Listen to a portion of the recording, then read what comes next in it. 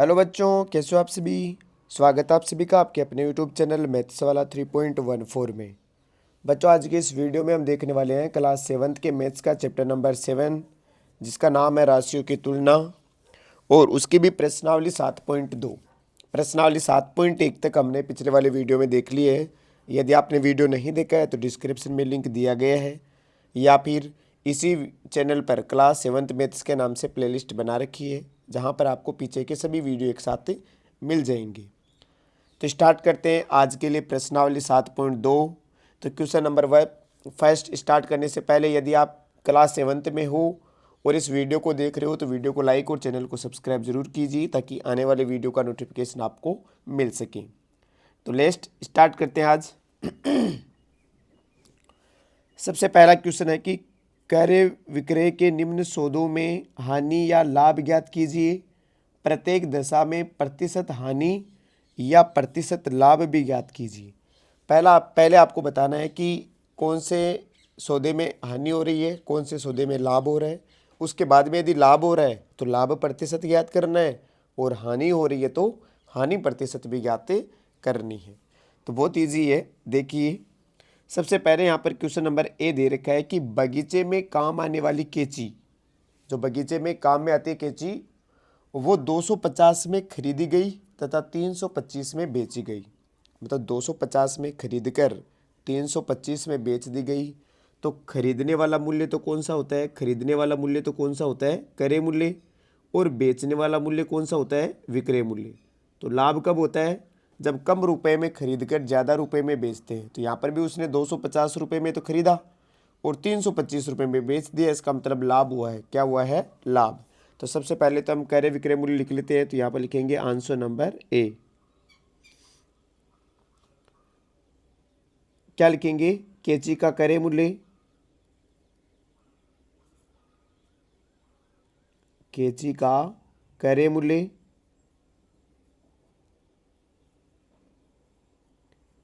क्रय मूल्य कितना दे रखा है, क्रय मूल्य दे रखा है यहाँ पर 250 रुपये। फिर लिखेंगे कैंची का विक्रय मूल्य, और विक्रय मूल्य कितना दे रखा है, 325। तो जब क्रय मूल्य विक्रय मूल्य क्रय मूल्य से ज़्यादा हो जाए तो हमेशा क्या होता है, लाभ होता है।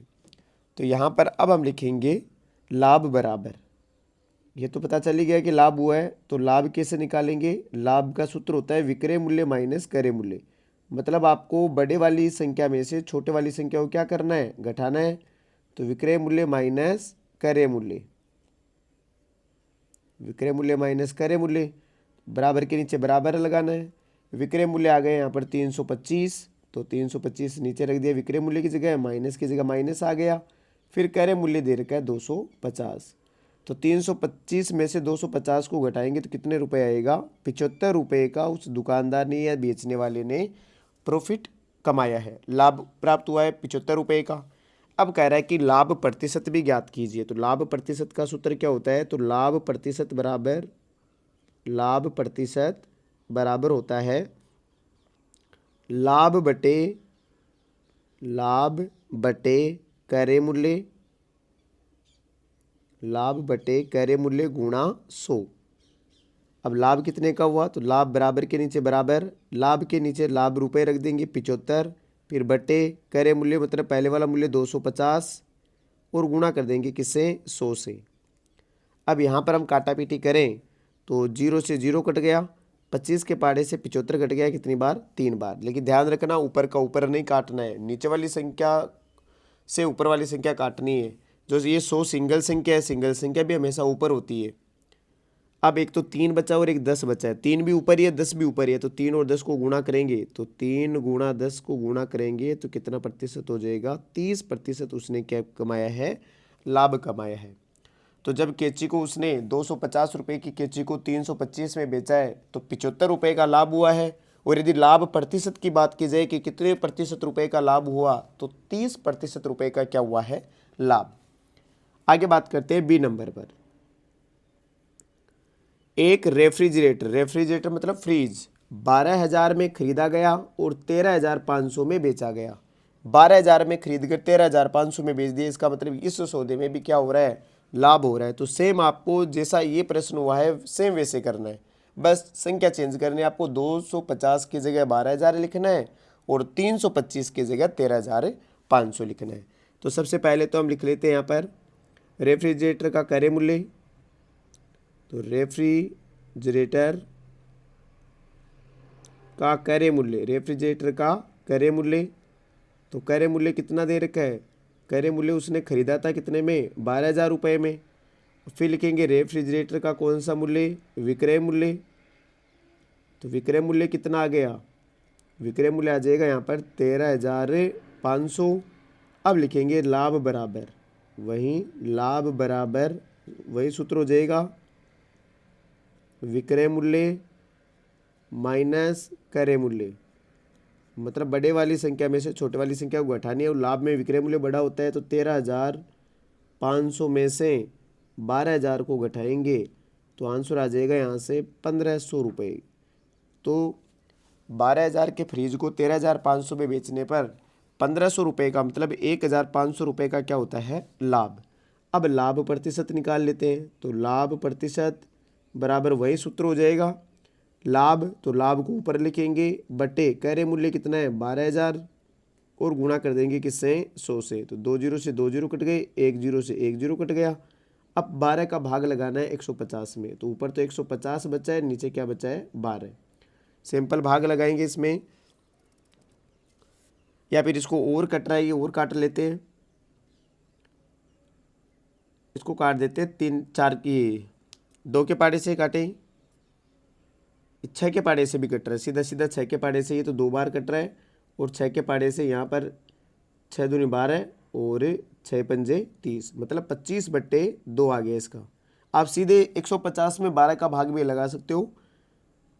12 इसके अब नीचे आ गया 2, तो 25 में 2 का भाग लगाएंगे तो आ जाएगा 12 सही 1/2%, मतलब 12.5%। 12 सही 1/2, ये तो 25/2 जो साधारण भिन्न थी उसको मिश्र भिन्न में बदल दिया। और यदि आप इसमें डायरेक्ट पॉइंट में भाग दो तो 12.5 आएगा, वो भी क्या है? सही है। तो यहाँ पर कितने प्रतिशत लाभ हुआ है? 12.5% क्या हुआ है? लाभ। इसके बाद में सी नंबर पर बात करते हैं कि एक अलमारी 2,500 में खरीदी गई और 3,000 में बेची गई।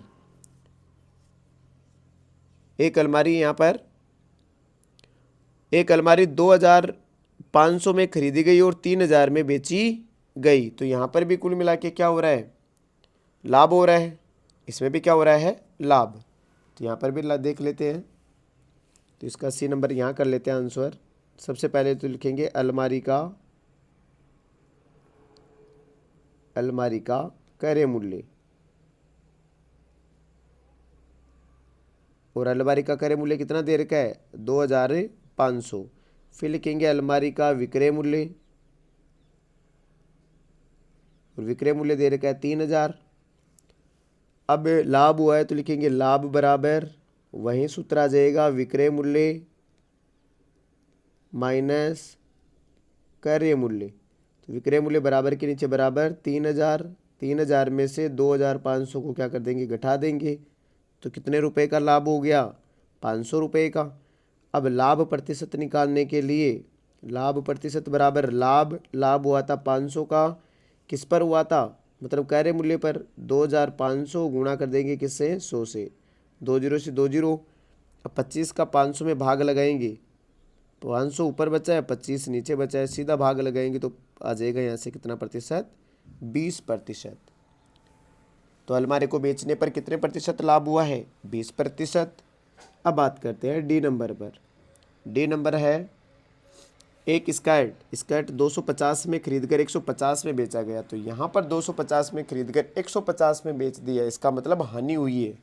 तो सबसे पहले तो लिखेंगे स्कर्ट का क्रय मूल्य, स्कर्ट का क्रय मूल्य, और स्कर्ट का क्रय मूल्य कितना है? स्कर्ट का क्रय मूल्य था 250 रुपये। फिर लिखेंगे स्कर्ट का विक्रय मूल्य, और विक्रय मूल्य है 150 रुपये।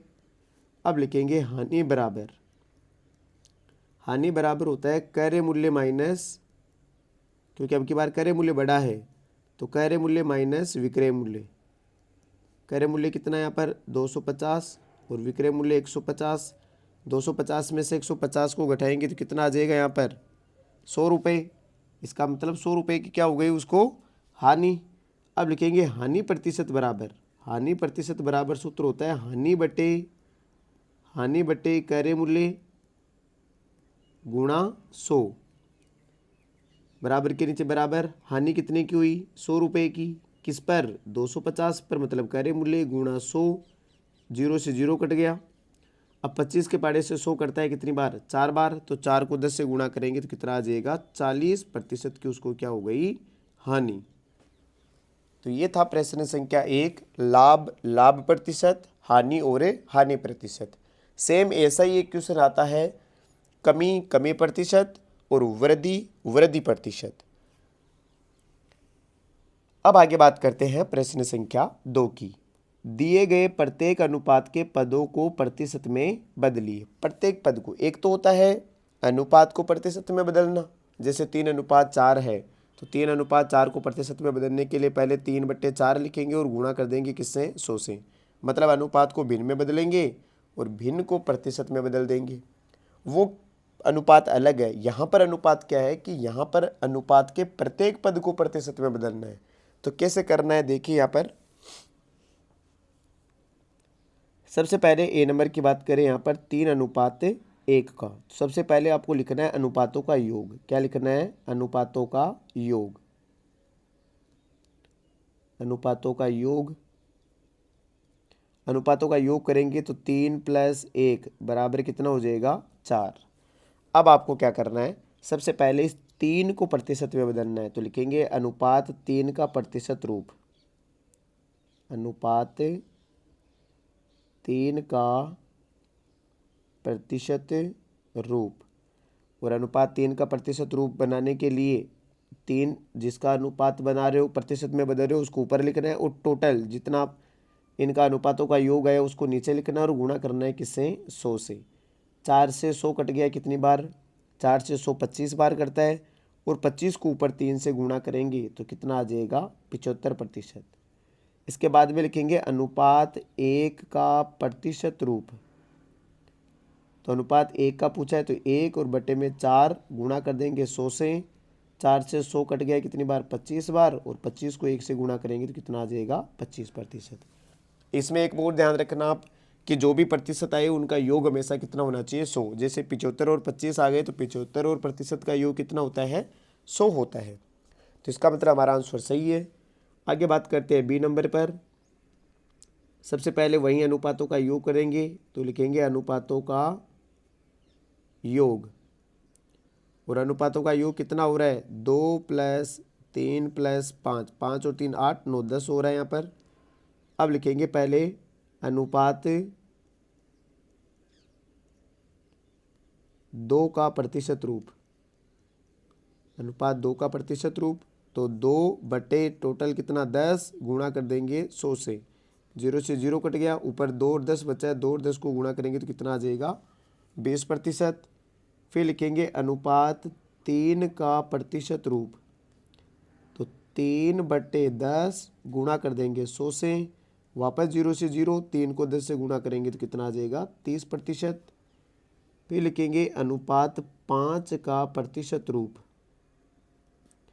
तो 5 बटे 10 और गुणा कर दिया 100 से, 0 से 0 कट गया, 5 को 10 से गुणा किया तो 50%। तो यहाँ पर भी 20%, 30% और 50% को जोड़ेंगे तो कितना आ जाएगा 100%। आगे बात करते हैं सी नंबर। सबसे पहले वही अनुपातों का योग करना है तो लिखेंगे अनुपातों का योग, अनुपातों का योग। और अनुपातों का योग हो जाएगा 1 + 4 बराबर कितना हो गया 5। फिर लिखेंगे अनुपात 1 का प्रतिशत रूप, अनुपात 1 का प्रतिशत रूप। तो अनुपात 1 का प्रतिशत रूप हो जाएगा 1/5 गुणा 100। 5 100 को 20 बार काटता है तो 20 को 1 से गुणा करेंगे कितना हो जाएगा 20%। फिर लिखेंगे अनुपात 4 का प्रतिशत रूप। ये हो जाएगा 4/5 गुणा 100। वापस वहीं 20 बार काट दिया, 20 को 4 से गुणा करेंगे तो कितना आ जाएगा 80%। फिर डी नंबर है यहाँ पर, वहीं 1:2:5 है, तो सबसे पहले अनुपातों का योग करेंगे, तो लिखेंगे अनुपातों का योग। अनुपातों का योग, अनुपातों का योग हो जाएगा 1 + 2 + 5, 5 से 7 और 1 8। अब लिखेंगे अनुपात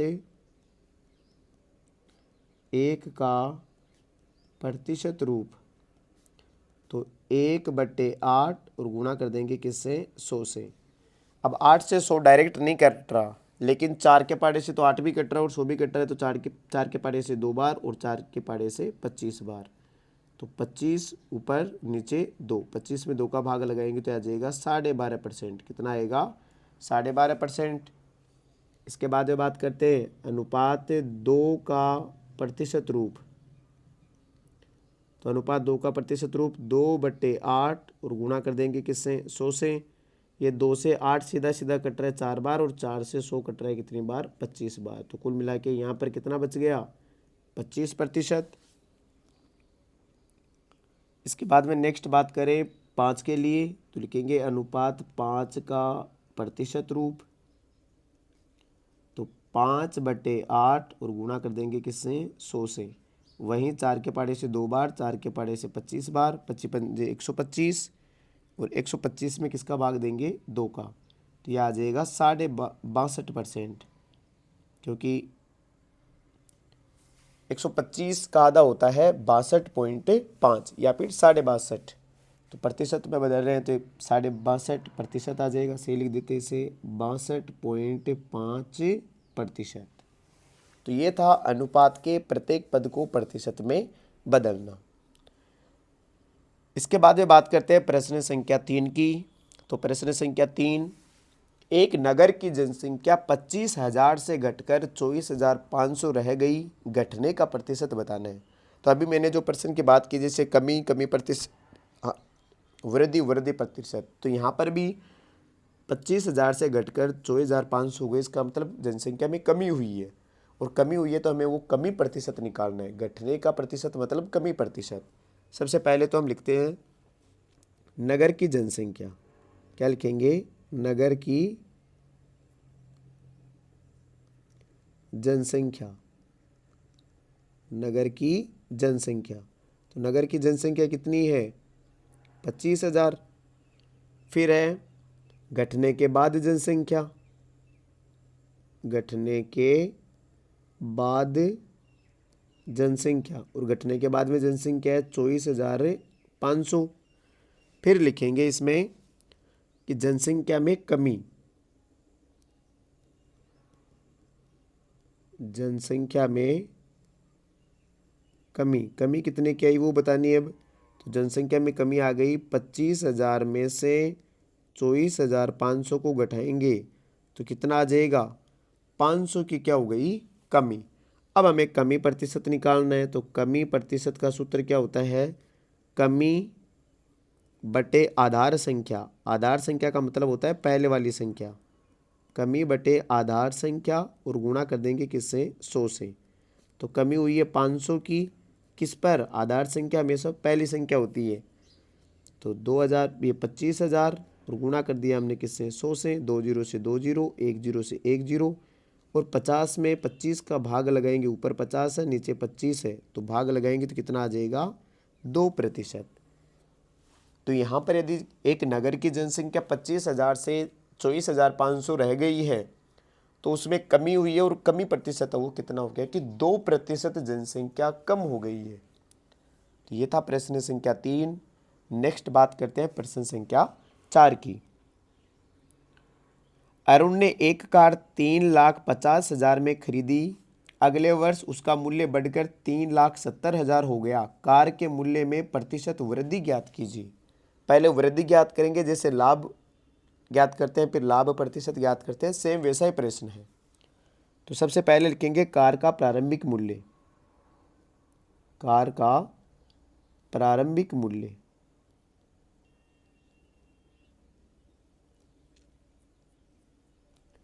कार का प्रारंभिक मूल्य कितना था, कार का प्रारंभिक मूल्य है 3,50,000। फिर है कार का बढ़ा हुआ मूल्य या बढ़ने के बाद कार का मूल्य, बढ़ने के बाद कार का मूल्य, और बढ़ने के बाद में कार का मूल्य हो गया था 3,70,000। अब लिखेंगे मूल्य में वृद्धि, मूल्य में वृद्धि। तो मूल्य में वृद्धि कितने की हुई? तो बड़े वाली संख्या में से छोटे वाली संख्या को क्या कर देंगे? घटा देंगे। तो यहाँ पर आ जाएगा 20,000। कितना आ जाएगा? 20,000। जब 3,70,000 में से 3,50,000 को घटाएंगे तो कितना आ जाएगा? 20,000। तो कार के मूल्य में कितने रुपए की वृद्धि हो गई? 20,000 की। अब लिखेंगे वृद्धि प्रतिशत बराबर, तो वृद्धि प्रतिशत बराबर वृद्धि हुई है उसको ऊपर लिखना है, बटे आधार संख्या नीचे लिखनी है तो 3,50,000 को नीचे लिखना है और गुणा करना है किससे? 100 से। 2 जीरो से 2 जीरो, फिर 2 जीरो से ये नीचे वाले 2 जीरो। अब ऊपर बचा है 200, नीचे बचा है 35। तो 200 और 35 अभी भी कट रहे हैं, तो एक बार में इधर साइड में लिख लेते हैं। तो आ जाएगा 200 बट्टे 35। 5 के पाड़े से ये कट गया 7 बार और 5 के पाड़े से कट गया 40 बार। तो क्या बचा है ऊपर? 40 बट्टे 7। और 40 बट्टे 7 को यदि हम मिस्र बिन में बदलें तो 7 पंजे 35 और 5 शेषफल और बटे में 7। तो 5 सही 5/7% उस कार के मूल्य में क्या हुई है? वृद्धि। तो ये था प्रश्न संख्या 4। अब बात करते हैं प्रश्न संख्या 5 की। मैंने एक टीवी 10,000 में खरीदकर 20% लाभ पर बेच दिया, मुझे बेचने पर कितना धन प्राप्त हुआ? तो 10,000 में यदि कोई वस्तु खरीदकर 20% लाभ पर बेचे तो सीधी सी बात है ज़्यादा में बेचेगा। लाभ हुआ इसका मतलब वो 10,000 से ज़्यादा में बेचेगा। तो हमें वो बेचने वाला मूल्य मतलब विक्रय मूल्य ज्ञात करना है। क्या ज्ञात करना है? बेचने वाला मूल्य को बोलते हैं विक्रय मूल्य। तो विक्रय मूल्य ज्ञात करना है। तो सबसे पहले तो हम क्या करते हैं, जो दे रखा है वो लिख लेते हैं एक बार। टीवी का क्रय मूल्य, तो लिखेंगे टीवी का क्रय मूल्य। वो टीवी का क्रय मूल्य कितना है? टीवी का क्रय मूल्य है 10,000। और लाभ कितना दे रखा है? लाभ बराबर दे रखा है 20%। तो हम इसका विक्रय मूल्य निकालेंगे। क्या निकालेंगे? विक्रय मूल्य। तो आपको जब भी इस प्रकार का प्रश्न दे दे कि क्रय मूल्य दे दे, लाभ या हानि दे दे, उसके बाद में विक्रय मूल्य पूछे, तो विक्रय मूल्य बराबर होता है, विक्रय मूल्य आपको कैसे निकालना वो बता देता हूं मैं। विक्रय मूल्य आपको निकालना है जो भी क्रय मूल्य दे रखा है,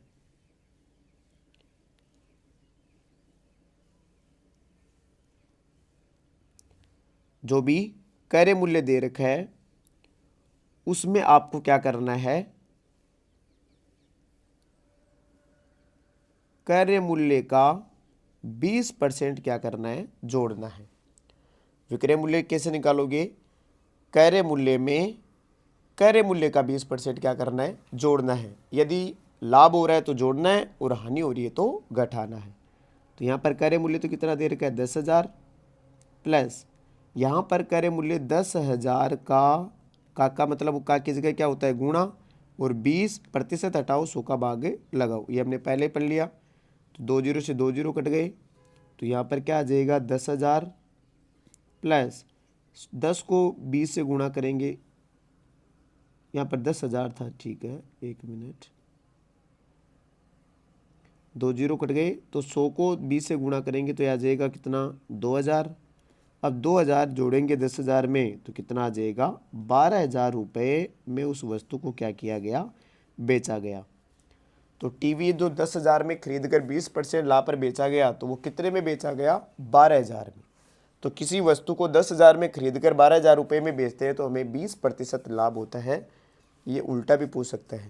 तो यहाँ पर 2 प्रकार के प्रश्न पूछे जाते हैं। एक तो क्रय मूल्य देकर विक्रय मूल्य पूछे, या तो इसमें होता है लाभ या फिर होती है हानि। तो लाभ हो तो प्लस करना है, जैसे ये फॉर्मूला मैंने बताया अभी। यदि लाभ हो रहा है तो प्लस करना है यहाँ पर, और हानि हो रही है तो माइनस करना है। एक होता है विक्रय मूल्य देकर क्रय मूल्य पूछ लेता है, मतलब उल्टा पूछ लेता है। तो वो प्रश्न मैं आपको भी बताऊंगा कैसे करना है। तो यहाँ तक हमने 5 प्रश्न कर लिए हैं। नेक्स्ट वीडियो में हम 6 से लेकर जितने भी आगे क्वेश्चन हैं उनको कवर करेंगे। वीडियो अच्छा लगा है तो वीडियो को लाइक और चैनल को सब्सक्राइब करें। साथ ही वीडियो को लास्ट तक देखने के लिए धन्यवाद।